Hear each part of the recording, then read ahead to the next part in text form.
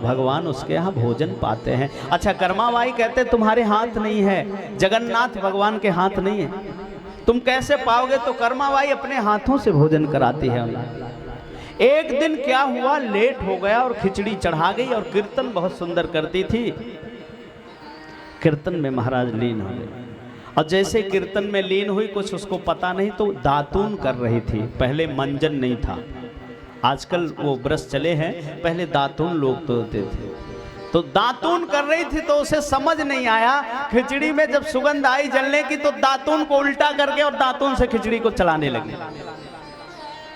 और जब दातून से इसने खिचड़ी को चलाया तो महात्मा ने देख लिया। महात्मा ने जब देखा तो महात्मा कहता है, अरे कर्माबाई, तुझे ज्ञान नहीं है भगवान को कैसे परोसते हैं? उसने कहा, मुझे तो कुछ ज्ञान नहीं है, आप ही बताइए। बोले, भगवान को नहा के स्नान करके समुद्र में स्नान करो, फिर घर में चौका लगाओ, और चौका घर में नहीं दीवार तक लगाओ 5-5 फीट। उसके बाद सारे बर्तनों को पूजा पाठ करो, गंगा जल भरो, उसके बाद भोजन बनाओ, उसके बाद भगवान पाते। अरे उसने कहा, महाराज इतना काम तो हम करेंगे तो सुबह की रात हो जाएगी।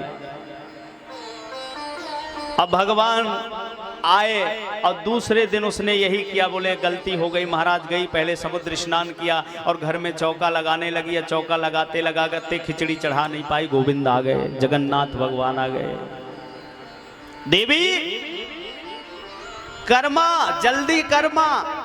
और कर्मा का नाम कर्मा नहीं था। गोविंद बोले, जल्दी कर्मा, जल्दी कर्मा, जल्दी कर्मा, तो उसका नाम हो गया कर्मा। अरे जल्दी कर, मेरी आरती होगी, पुजारी लोग मंदिर खोलने वाले होंगे और मैं तेरी खिचड़ी के चक्कर में लेट हो जाऊंगा। उसने कहा, आज तो खिचड़ी बनी नहीं। क्यों? बोले, इसलिए नहीं बड़ी कि तुम्हारा कोई साधु संत महात्मा आया हुआ था। उस महात्मा ने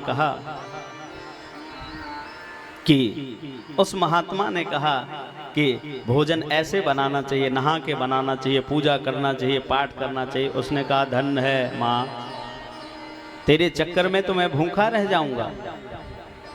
अरे तू जितना जैसे बनाती थी, बढ़िया बनाती थी, जल्दी रख। उसने जैसे तैसे रखा और भगवान ने खिचड़ी खाई, स्वाद नहीं आया और दौड़ के गए तो इनको मुख में खिचड़ी लगी हुई थी।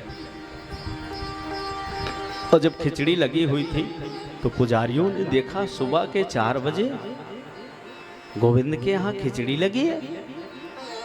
तो पुजारी बोले कि महाराज, और कौन ऐसा भक्त है उसको इतना भी ज्ञान नहीं है कि जब भोजन कराया जाता है तो भगवान को आचमन कराया जाता है। तो ये कौन ऐसा भक्त है कि भगवान के मुख में खिचड़ी लगी हुई है? पुजारियों ने देखा और पुजारियों ने कहा, सत्य सत्य बताना, सत्य सत्य बताना कि तुम आज कहाँ गए थे? गोविंद छोटे से हैं, कुछ बोल ही नहीं रहे। बोले, तुम्हें अपने भक्त की सौगंध है, बताओ कहाँ गए थे?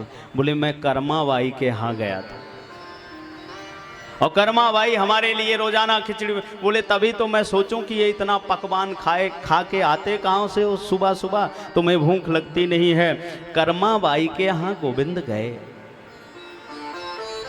और कर्माबाई के यहाँ खिचड़ी पाई। अब एक संत ने कहा कि नहा के पाना चाहिए, ऐसा पाना चाहिए। अब कोई संत महात्मा ने कहा, माँ ने कहा, भाई मुझे तो बस इतना याद है, मुझे ये याद नहीं है कि ये परमात्मा है, कि भगवान है, कि कृष्ण है, ये कौन है, मुझे कुछ याद नहीं। मुझे तो बस इतना याद है कि मैं खिचड़ी बनाती हूँ, ये बड़ा प्रेम से पाता है।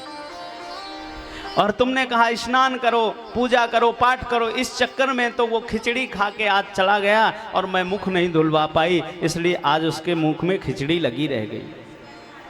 गोविंद ने कहा पुजारियों से कि मैं जो है रोजाना, भगवान ने कहा कि कर्मा के यहाँ खिचड़ी पाने जाता हूँ। सब लोग गए कर्मा के यहाँ। कर्मा को कहते हैं, कौन से पदार्थ से खिचड़ी बनाती है, क्या मिलाती है कि गोविंद को इतना पसंद है, और कितनी बार नहाती है? उसने कहा, मैं तो आज तक स्नान किया ही नहीं, और तुझे मैंने सुना कि तू वो मंजन करने वाली दातून से खिचड़ी को चला दिया। उसने कहा, कि मेरे सबसे प्रिय कन्हैया की खिचड़ी जब जल रही थी तो मैं जब तक महाराज करछुल ढूंढती तब तक तो जल जाती, तो मुझे समझ नहीं आया। तो भक्त और भगवान का प्रेम तो इस तरह